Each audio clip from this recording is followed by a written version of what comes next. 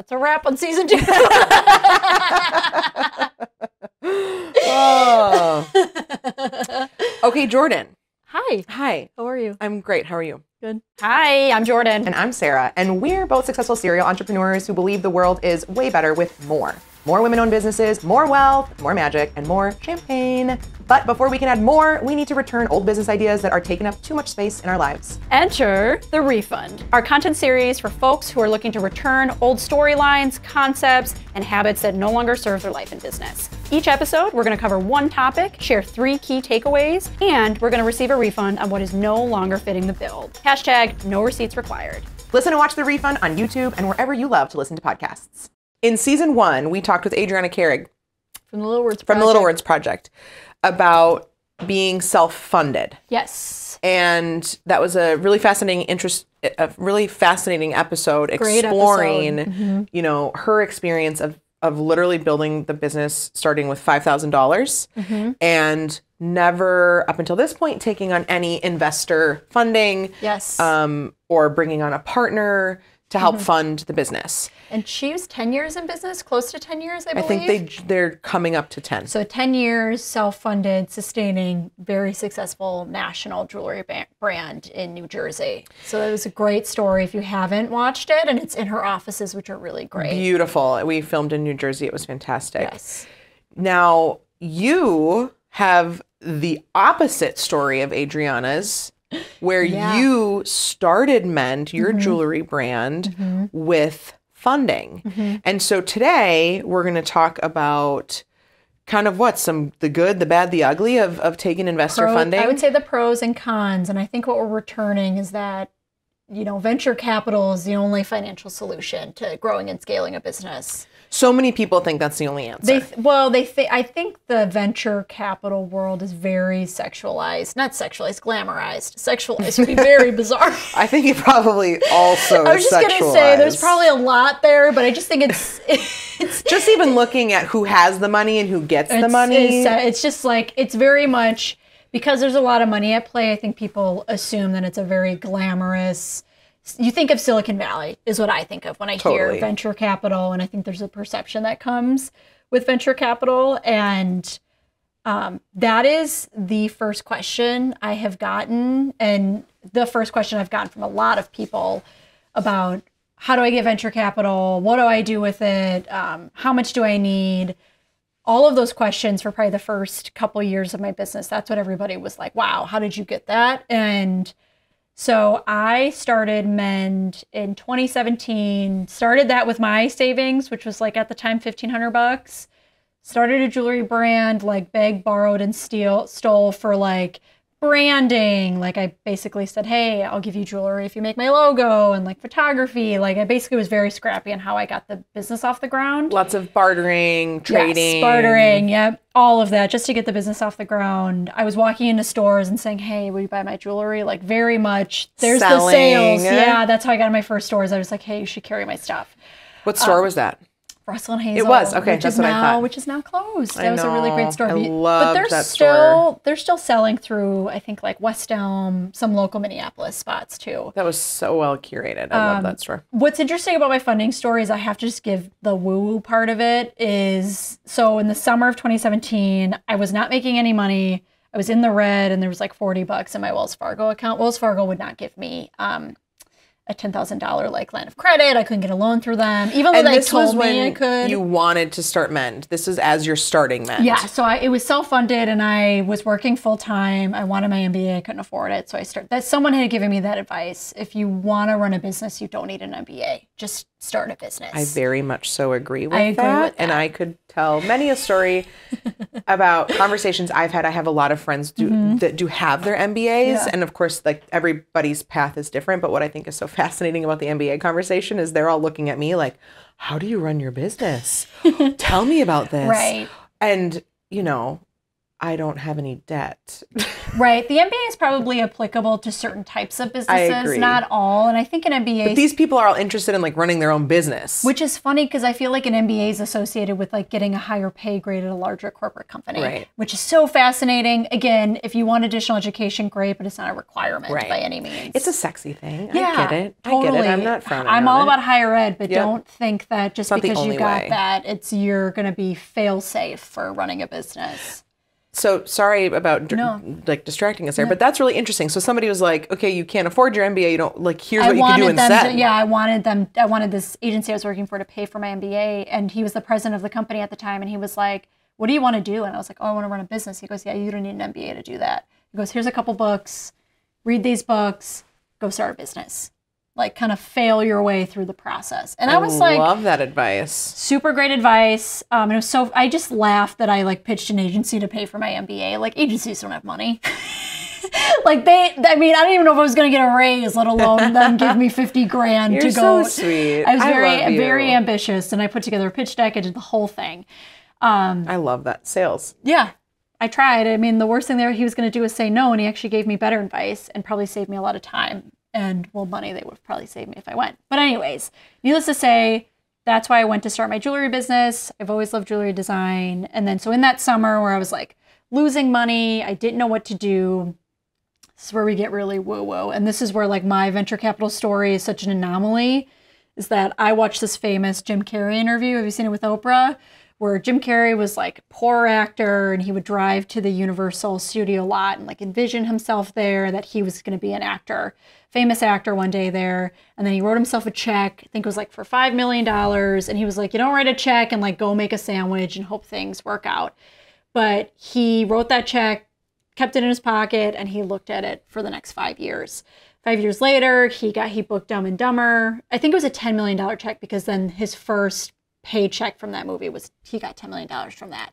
It's such a like fantastic classic Oprah interview. Like you want to talk about talk show, right? It's so good. And like Jim Carrey he's a firm believer in manifestation. He believes in all of that, and he's also a hilarious actor. And I was like, hey, I can do that. I can write myself a check. Yes. So I wrote myself, especially if I don't need to back it with any cash in the account. I was like, as long as I don't cash it, it's fine, right, Oprah?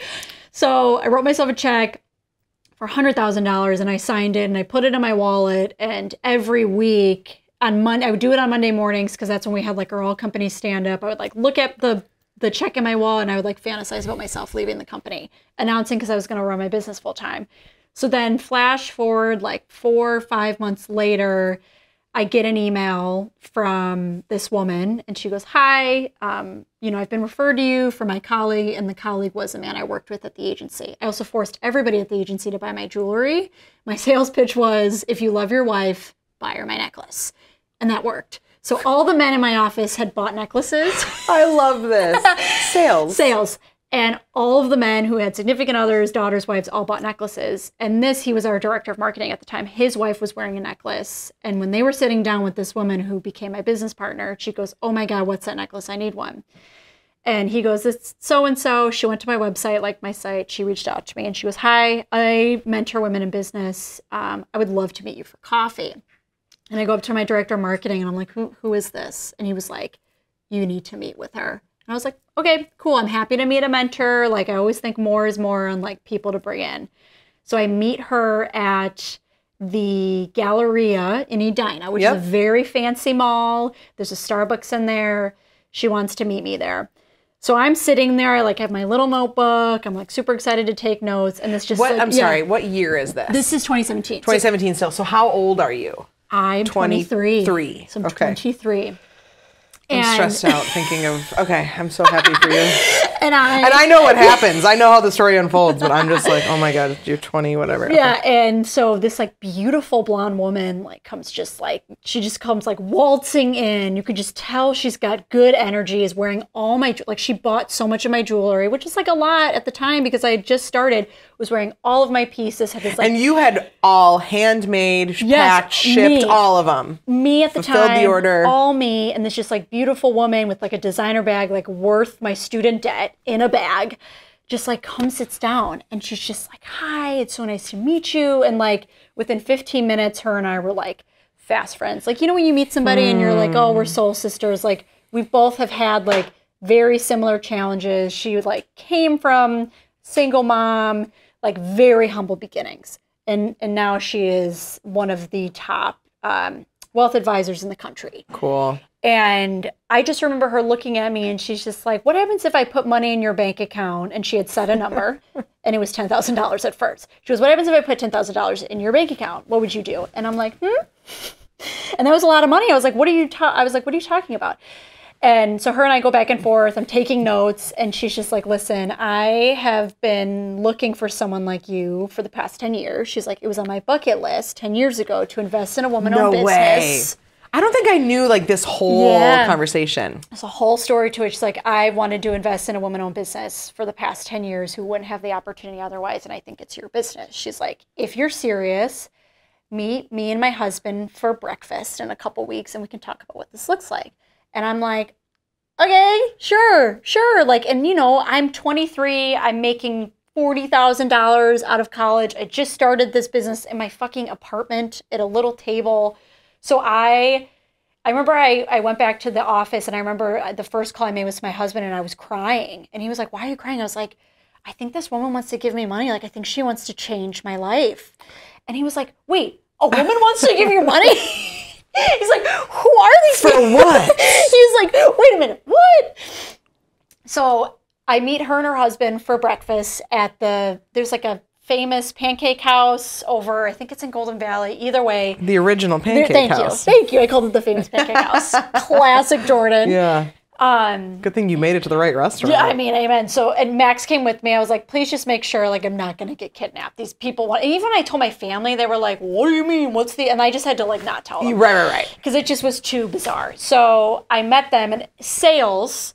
So they wanted to sit down and have a conversation with me. I brought a fucking iPad, and I was sliding through You were doing the pitch. I said, this is my jewelry brand. This is what I made it. Here's the brand. Here are the designs. I brought the designs. I was like laying them on the table, like sticky, like there was like syrup all over. Yeah. I showed them my profit and loss. There was a big category called uncategorized expenses because I didn't know how to bookkeep. And then you just saw I was in the red, and I was like, so...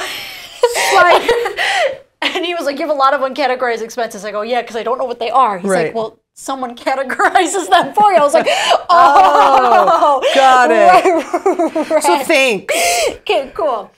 And then I kind of just told him my story, and I remember them being like, okay, they're like, we want to give you $250,000 for the next 2 years. We want to see what happens when you're in the driver's seat.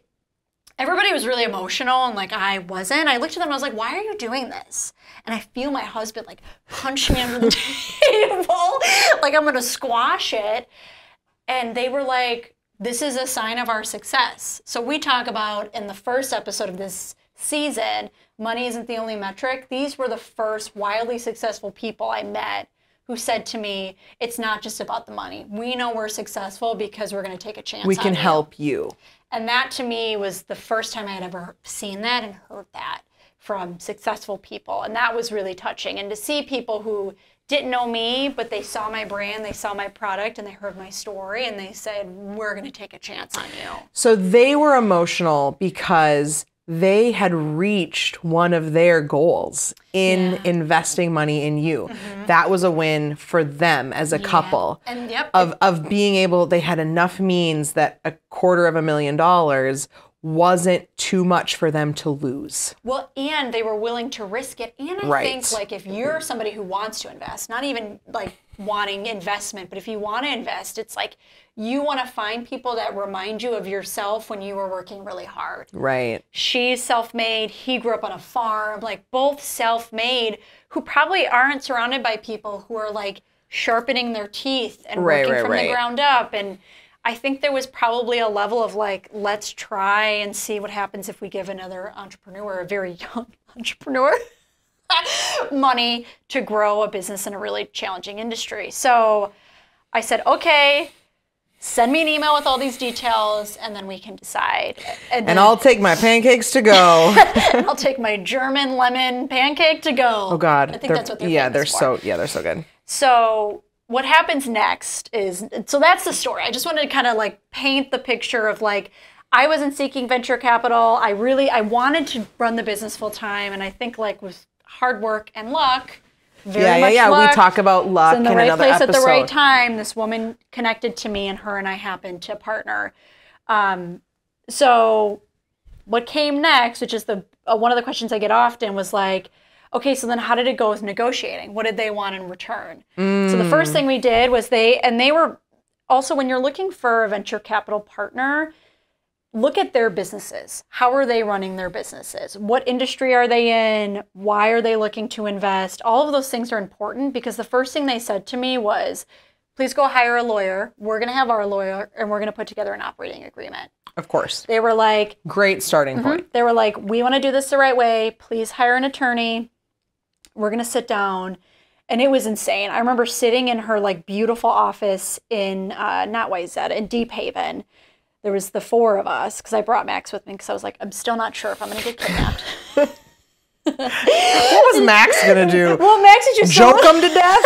Oh my God. You know, they love Max. Of course they do. It's so insane. They love him. But Max, does he have a mean bone in his body? No, it's not possible. Well, I can push. Well, I find a way. That's sure, the Aries in me. You have an Aries. I know. But I remember... It was a 60-page operating document, and we were going through it page by page, even clauses of, if I die, how do we distribute the money? Right. Like all those things where I had to respond to them on how often do you want to get paid? What is the salary you want? And I had to negotiate pretty hard to pay myself $50,000 a year. And when you take out taxes, that's barely $38,000 a year. So I was taking a pay cut to run my business full time. I think there was an assumption that when you get venture capital, all of a sudden you're rich. It's not the case. Right. Because if you're taking a salary, you want to take a small salary, because if you're taking the money for the right reason, it's to reinvest back into the business. And as an owner, like your salaried people are that's expensive. Oh, it's your biggest expense. That's your biggest expense. Your biggest expense is always going to be your staff. And in order to have as much money to invest back into the business, you want to run as lean as possible. Right. So I took a pretty severe cut, but I was okay with it. I was like, I know I'm making similar amount of money, but it was less than I was making out of college. And then people asked me, they were like, well, how did you negotiate your equity split? Because that's what they wanted. They wanted a percentage of equity to have skin in the game, because that's what most investors do. And when I tell people, I just watched Shark Tank. I watched a lot of Shark Tank. I love this story so much. That is what makes people laugh, because they think that I did all this research. Like, no, I have just watched hours and hours and hours of Shark Tank to see how people evaluate it. And I said a number, and they said, okay. And I was like, I still want to be the majority shareholder. Here's my number. And they said, okay. And there's nothing more to it. I think like maybe would I've done more research and maybe like change the number, but I felt good about the equity because they were doing so much by investing in me. Right. And that's a big investment. Totally. It wasn't just like it was $15,000 and they wanted 90% of the company. And like that's $250,000. And it's, again, I think with venture capital, when someone's offering you money, you ask them their goal. Is it because they want to see a return on their investment pretty fast? Are they going to see that this is a slow burn? Is it because they're angel investors and they want to just support your business and know that there's a chance that they may not see that return? But it benefits, if you have losses in your business anyways, that benefits the investors from a tax perspective. They get a tax break. Right. So like, if you are investing money into a business as an investor and you lose money, that benefits you from a tax perspective. But if you make money, that's great. You're seeing a return on what you've made. So to me, there's like positives no matter what. You just need to know what the risk is. Mm-hmm. And what your goals are as the investor. Right. And I think with business partners, a pro is funding. You're getting money. Right. You have a cash injection into the business that helps you do a lot of the things that are self-funded. You have to maybe spend time, correct, whether it's yours or like a longer timeline to achieve. Correct. And you grow faster. So pro is that because you've had cash injected, you can grow faster because you can invest in things faster. You can invest in staff faster. Inventory was the biggest thing. Outsourcing production.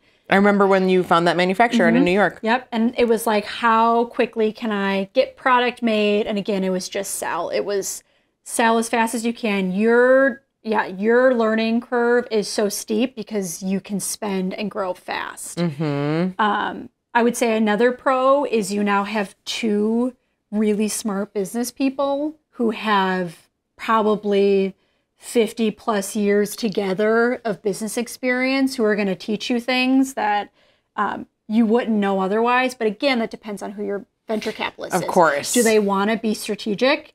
And that what could be what seen are as a their con. goals? Correct. Right. So it could be a positive if they're strategic and you have the same goals. So the woman, it was a husband and wife, the woman, Catherine, her and I were on the same page. She was very strategic. She gave me business direction. She kind of taught me the financial forecasting part of it. And her husband, he was involved in the business, but he just wanted to see the reports once a month, share out what we're doing. They played very different roles in the business. And that is a part of what their goals were, the time that they could invest. And so maybe when you're shopping for capital, that's something to consider is what level of engagement do you want with these people? And know that they get to have an opinion. Are you okay with someone having decision-making powers? Even though if they are the majority shareholder, whatever, but like they get to have a seat at the table. And they get to decide, do we have a store at the Mall of America? Do we do New York Now or trade show? Is that a good investment? Is it not a good investment? So that's a pro or a con, but it ultimately decides on who is investing the money.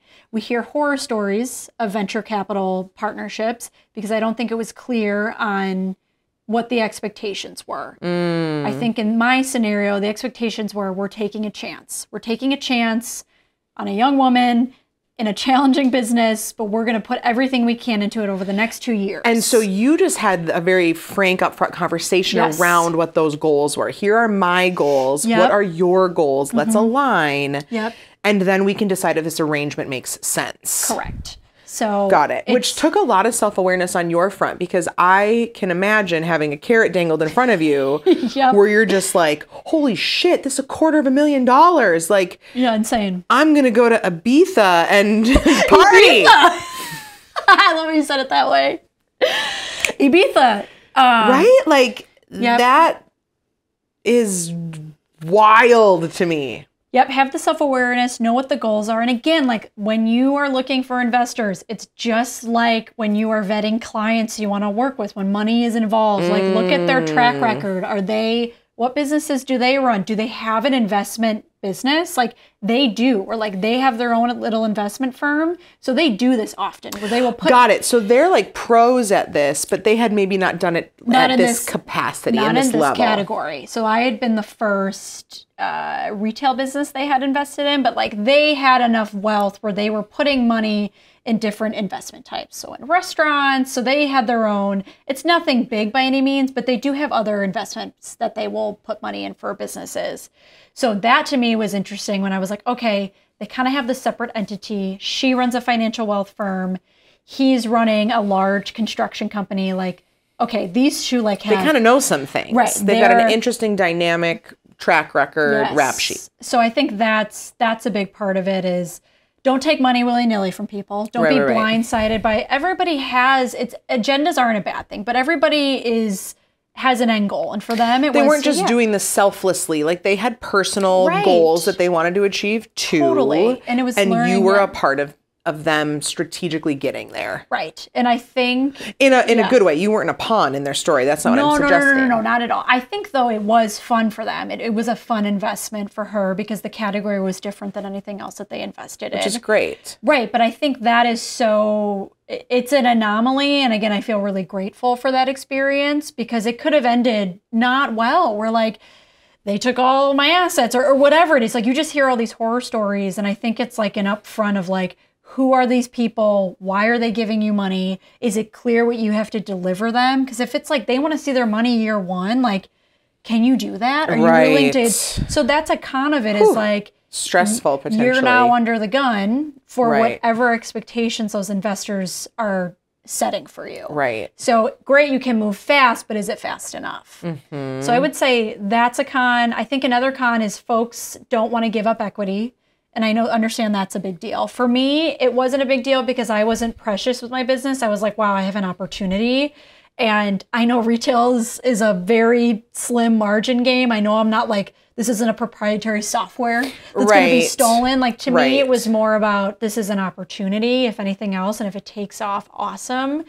If it doesn't, like, I no harm, no foul, but that is a big deciding factor for people. They don't want to give up equity. And I think that concept, especially from a founder's standpoint, we've talked a lot about the difference between being a founder and being a CEO. Yep. And founders, and you can transition from founder to CEO within the same business, right? But there is a different mentality when you're sitting in like with your founder's cap on or you're sitting with your CEO cap on. And I think I'm making some assumptions based off of founders that I know. The emotional connection to your business at the sheer founder level is very different than the emotional connection when you put your CEO hat on. Totally. Right? Totally different. And so it sounds like you were able to shift maybe away from founder mode where a lot of us think like my business is my baby. Right. I wouldn't give up a fucking fingernail. Like that's my kid, right? Right. So I think that's super, again, aware of you. And you were like, I'm going to put my CEO cap on and I'm going to decide this is an advantageous move for me to make. This is a good strategy. Totally. It would be silly for me to walk away from this opportunity over equity. Right. And I think too. And not everyone's going to feel that way. Yeah. You have to decide, like there are very many founders. The guy that started Dyson, he learned he had first given up equity in his first business, and then now he owns Dyson 100%. Like, you have to decide the risk. And for me, like, that percentage they got is, like, worth, to me, so much less than the experience that they gave me. Like, that was more important than equity. Like, I wasn't precious about the business. I wanted them in my business. And if that meant giving up equity, great. I got a really good experience from that. This is a fantastic tie back to our first episode of season 2. We're talking about the numbers aren't your only metrics that you should goal. That is a squishy non-numbers metric. You saying the success and the learnings, or not the success, the learnings I gained from working with these people, that was a success measure for you. Yes. Where the number was less important, i.e. that equity percentage. Yes. In my mind, it wasn't. It was like, I really want to learn, and you only have your first business once. Yeah. So I'm allowing myself, like, what a great way for me to kind of like go as fast as I can and almost crash and burn because I have this runway that wasn't going to be given to me. You had a safety net. And a little bit of, it was like bowling with bumpers. Yeah, I actually do bowl with bumpers. So good for you. Well, good for you. Terrible bowler. But so then again, I think like, so if you go back to those pros and cons, you can grow fast, you can scale faster, you have good leadership behind you if they want to be involved. Cons are, you have to grow fast. You may have to deliver on those things. Right, you're being held accountable. Yes, you're being held accountable. Can I interject here? Yeah. Did you feel like when you got the capital, did you kind of feel like you were stepping back into like the structure where you reported to somebody? Yes and no. I had to. So I will say, what made them really great business partners was once a month, I was basically put in the hot seat. So they were teaching me, like, you need to tell me, how did we do this month? Send us a report. Tell us why. You need to speak to all the things. You need to speak to all the things. Know your numbers. I called it, like, being put in the hot seat. And I remember I would be, like, sweating in those meetings. Like, I was kind of scared because there's a lot of, it was their money on the line. But it taught me so much that by year 2, I was like, this is why we did this. This is why we did this. Like, they taught me to you could just speak to those things. Own the numbers. Yeah. But the reporting piece, I felt like it was my due diligence.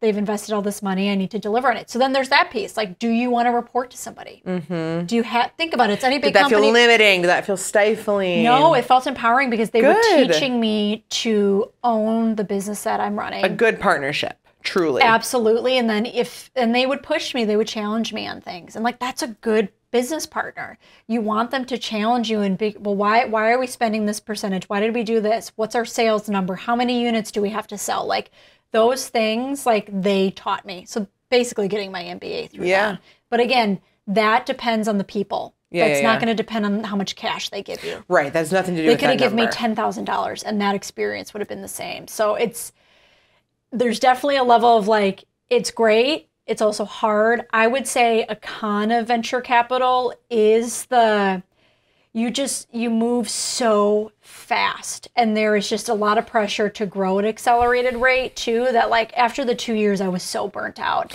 Yeah, you were tired, and I as a witness of this time in your life, it's hard. You wore it really well.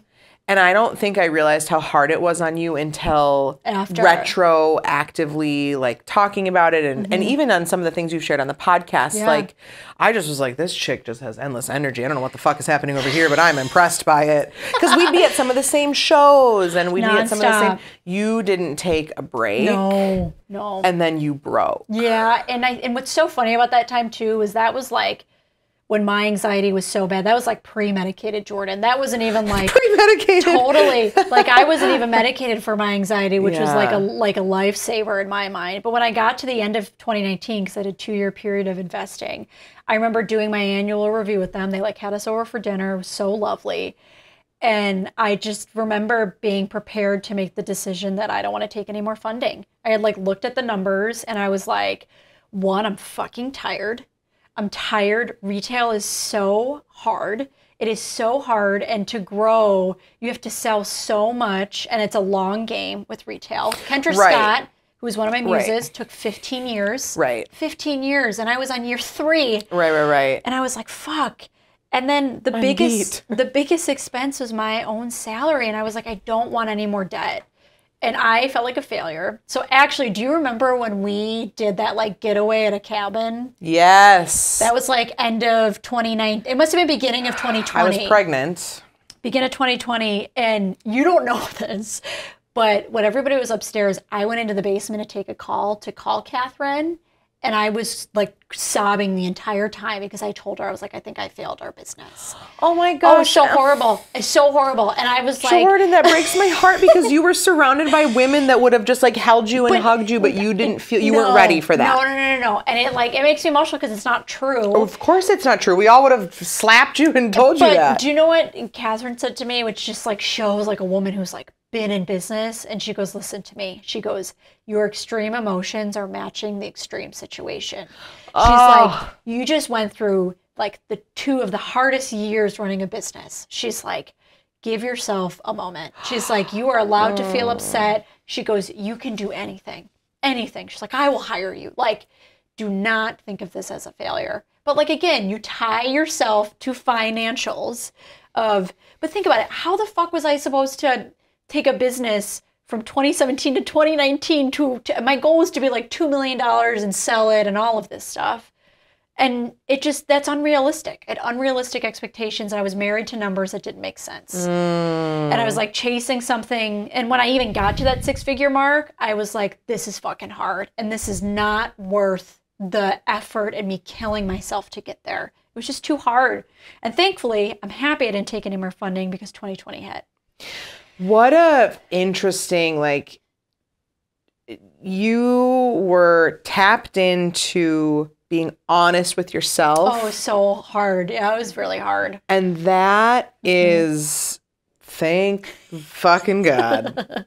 Because that could have been, you know, I'm sure it would have been fine because they're great people. And like, who could have guessed that was going to happen? A global pandemic was going to shut down everything. But at least it to me, the taking the funding and stopping what I did is, I'm happy because I would have been out of a job and then I would have really broken. I mean, I still felt like I was unhireable in the beginning of 2020 before I kind of had my stint in corporate America. But yeah, I was just very hard on myself. And I just was like, and again, you think about, I was very grateful for the opportunity and I felt like I had squashed it. When in reality, I did everything I could, like everything that was like physically possible into growing this brand. And I'm proud of the work that I've done.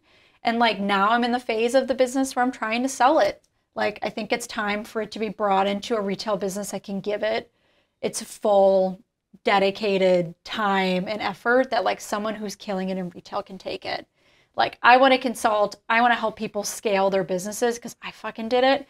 And there's way better ways to do it without like killing yourself throughout the process. And like, if you're trying to prove something to yourself, like, you have to have realistic goals or you're just never going to be happy. It's not going to work. You're never going to be happy. And venture capital isn't going to solve all your problems. It's going to help you, but you have to know why you need the money.